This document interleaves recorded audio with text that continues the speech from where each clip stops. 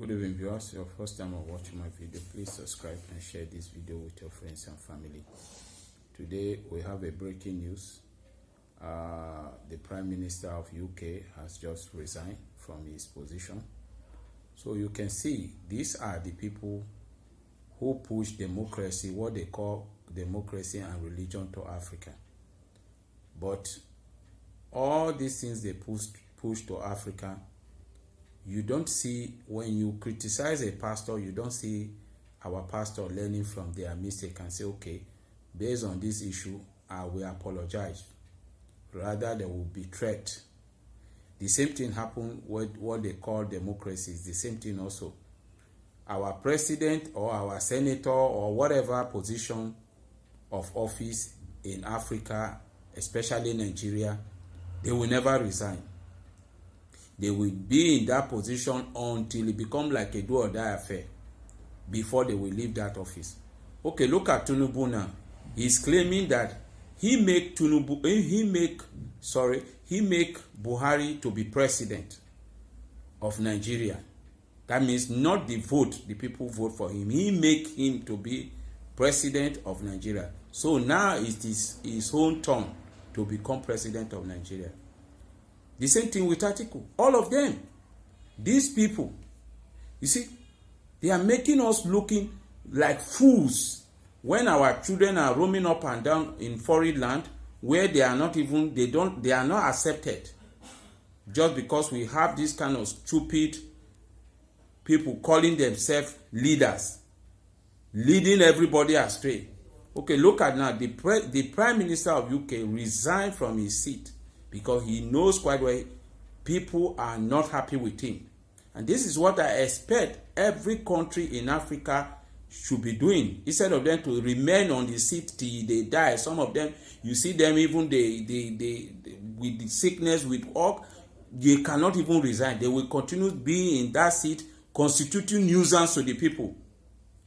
So I want to know what you think at the comment section. Please subscribe, share this video, so that let this video get to the right people who are on seat, who don't want to leave the seat. They think it's do or die affair, they must die there, and then put their children will continue, their wives will continue, their girlfriend and relation, everybody is just all about man no man. You see, the man resigned because he knows that the people are no longer okay with him. They don't want him anymore. He has to leave the seat because he is not the only head in UK. There are a lot of talented people. They have different knowledge, every kind of caliber in UK. That is what we are talking. So you see, they plant all those kind of people in Africa. They plant all this system in Africa that is not working, that is creating anarchy every day. You see? So this is the problem. So please share, subscribe to this video. Thank you. God bless. Hi everybody. Good afternoon, everybody. Good afternoon. Thank you. It is clearly now the will of the Parliamentary Conservative Party that there should be a new leader of that party and therefore a new Prime Minister. And I've agreed with Sir Graham Brady, the chairman of our backbench MPs, that the process of choosing that new leader should begin now. And the timetable will be announced next week. And I've today appointed a cabinet to serve, as I will, until a new leader is in place.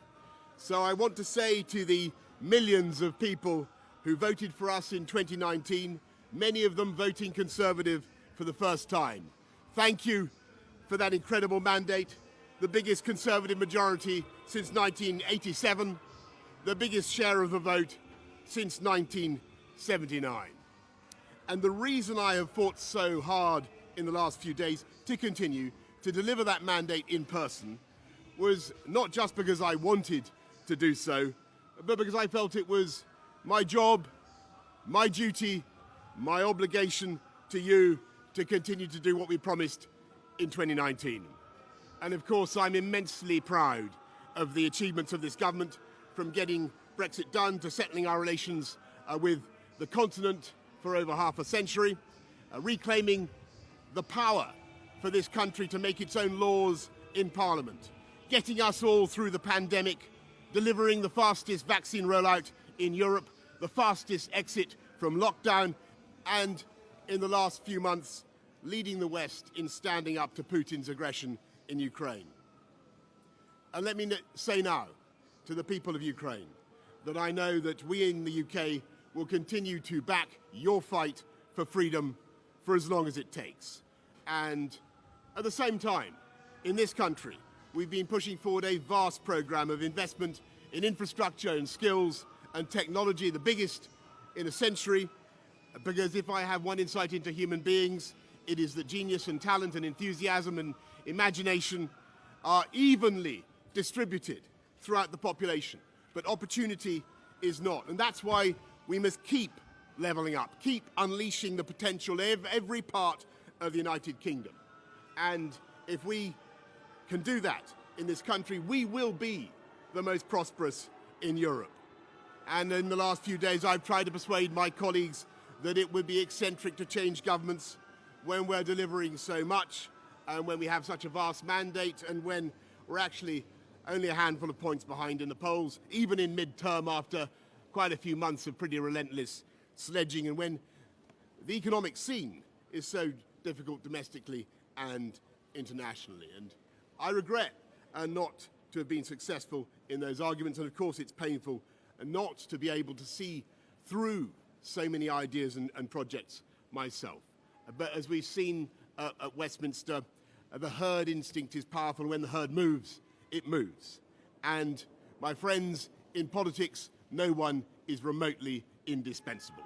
And our brilliant and Darwinian system will produce another leader equally committed to taking this country forward through tough times, not just helping families to get through it, but changing and improving the way we do things, cutting burdens on businesses and families, and yes, cutting taxes, because that is the way to generate the growth and the income we need to pay for great public services. And to that new leader, I say, whoever he or she may be, I say I will give you as much support as I can. And to you, the British public, I know that there will be many people who are relieved, and perhaps quite a few who will also be disappointed. And I want you to know how sad I am to be giving up the best job in the world. But them's the breaks.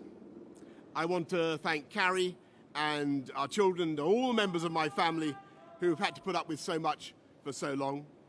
I want to thank the peerless British civil service for all the help and support that you have given our police, our emergency services, and of course our fantastic NHS, who at critical moment helped to extend my own period in office, as well as our armed services and our agencies that are so admired around the world, and our indefatigable Conservative Party members and supporters, whose selfless campaigning makes our democracy possible.